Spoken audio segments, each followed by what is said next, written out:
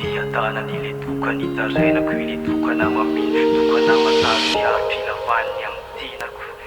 mazosotra somary mamikely alaiko no fitaopandriny izany akantonao ordina dia kalotro anatin'irako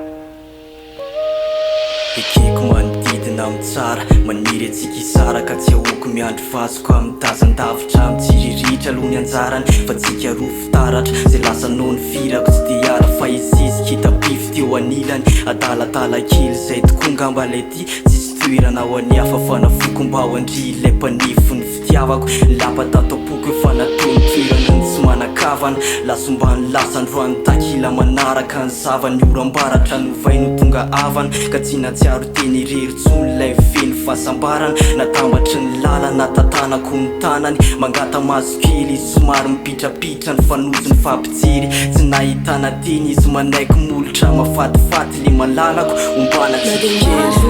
fanandala afa mintsiray ianao manisy hoahireo fahavala tsy ahoako satria za tsy anao tsy mbola natsapa fitiavana toizany resy latro fianao mihitsy manjarako hoe atoantany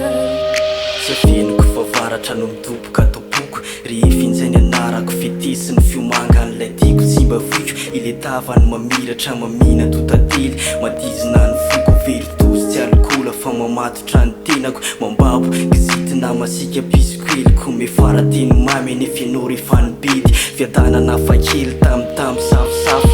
tsy teo atratrany sy mba nasarakasy tsy mba fombakizy feno mistery tsy nitambo izy navolana arena mendrika ho amin'ny seura sy labana nasoloko ny anarany amin'ny pempenina isa-tsekondra miakatra fampanoavany ao andapany fitiavany toriko ianao fa miakatra ny tany diapetako any ka tsy afaka ataombavaka ile otroko malefaka manala ny etaety na dia maro efa nandala afa mintsiray ianao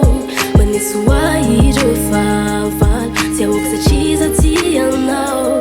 tsy mbola natsapa fitiavana toizany